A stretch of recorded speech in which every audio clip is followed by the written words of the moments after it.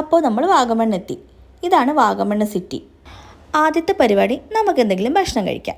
നിങ്ങളും ഞങ്ങളെപ്പോലെ വീക്കെൻഡ്സിൽ വരാൻ നിൽക്കുന്നവരാണെങ്കിൽ മാക്സിമം നിങ്ങളത് അവോയ്ഡ് ചെയ്യണം കേട്ടോ.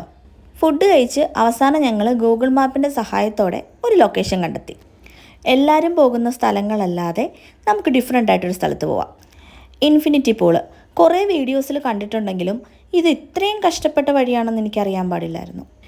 ഏകദേശം 1 അവർ എടുത്തു ഞങ്ങൾ ഈ മലയൊന്ന് ഇറങ്ങി കയറി അവിടെ എത്താൻ വേണ്ടിയിട്ട്. ചെന്നപ്പോഴോ വെള്ളം നല്ല കുറവായിരുന്നു. എങ്കിലും വന്നതല്ലേ, വെള്ളത്തിലിറങ്ങാതെ പോകാൻ പറ്റുമോ? നമ്മൾ ഈ കാണുന്നതിൻ്റെ ബാക്ക് സൈഡിൽ ഫുള്ളൊരു കുഴി പോലെയാണേ ഉള്ളത്. ശരിക്കും പറഞ്ഞാൽ ഒരു കൊക്കയെന്നൊക്കെ പറയാം. താഴെ വീണാൽ പറക്കിയെടുക്കാനൊക്കെ പറ്റും. വെള്ളം കുറവാണെങ്കിലും അത്യാവശ്യം ഒഴുക്കുണ്ടായിരുന്നേ. അതുകൊണ്ട് തന്നെ ഞങ്ങൾ കുറച്ചധികം നേരം വെള്ളത്തിൽ നിന്നായിരുന്നു.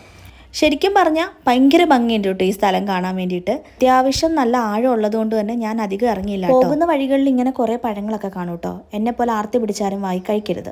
അങ്ങനെ നമ്മൾ സ്റ്റേയിലെത്തിയതിന് ശേഷമാണ് മഴ പെയ്തത്. ഞങ്ങളുടെ സ്റ്റേ എന്ന് പറയുന്നത് ഒരു രക്ഷയുണ്ടായില്ല കേട്ടോ. ഞാൻ ശരിക്കും നിങ്ങൾക്കത് ഫുൾ വീഡിയോയിൽ കാണിച്ചു തരാവേ. ഞങ്ങൾ അവിടെ എത്തിയതിന് ശേഷമാണ് മഴ പെയ്തത്. അതുകൊണ്ട് തന്നെ നല്ല മഞ്ഞുണ്ടായിരുന്നു കേട്ടോ. ശരിക്കും പറഞ്ഞാൽ ഈ തേയിലത്തോട്ടത്തിൻ്റെ നടുക്കായിട്ടാണ് ഈ സ്റ്റേ വരുന്നത്. ഭയങ്കര ഭംഗിയാണ് കാണാൻ വേണ്ടിയിട്ട്.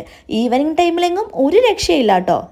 ഇപ്രാവശ്യം റിസോർട്ടിലൊന്നും നിൽക്കണ്ട, ഹോം സ്റ്റേ പോലെ എന്തെങ്കിലും ചൂസ് ചെയ്യാം എന്ന് തീരുമാനിച്ചത് ഏറ്റവും നല്ല ഡിസിഷൻ ആയിട്ടാണ് തോന്നുന്നത്. വാഗമണ്ണിലെ ഫേമസ് ആയ ഉളുപ്പുണ്ണി വ്യൂ പോയിന്റിൻ്റെ തൊട്ടടുത്തായിട്ടാണ് ഈ സ്റ്റേ വരുന്നത്. ശരിക്കും പറഞ്ഞാൽ നമ്മൾ ആ കണ്ടതിനേക്കാളും ഏറ്റവും ബ്യൂട്ടിഫുൾ ആയിരുന്നു ഞങ്ങളുടെ റൂമിൽ നിന്നുള്ള വ്യൂ.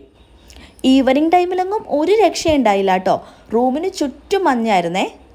നമുക്ക് റൂമിന് പുറത്തേക്ക് ഇങ്ങനെ നടക്കാനുള്ള കുറച്ച് സ്പേസ് ഒക്കെ ഉണ്ടായിരുന്നേ. ഈവനിങ് ടൈമിൽ ഞങ്ങൾ ഇങ്ങനെ ചെറിയൊരു വാക്കിനൊക്കെ പോയിട്ടുണ്ടായിരുന്നേ.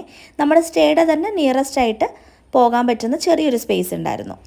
ഇത്രയും കോട ഞങ്ങൾ വാഗമണ്ണിൽ നിന്നപ്പോൾ പോലും ഞങ്ങൾക്ക് കിട്ടിയിട്ടുണ്ടായിരുന്നില്ല. അതിലും ബ്യൂട്ടിഫുൾ ആയിരുന്നു ഞങ്ങളുടെ സ്റ്റേയുടെ ഭാഗത്തുണ്ടായിരുന്നത്.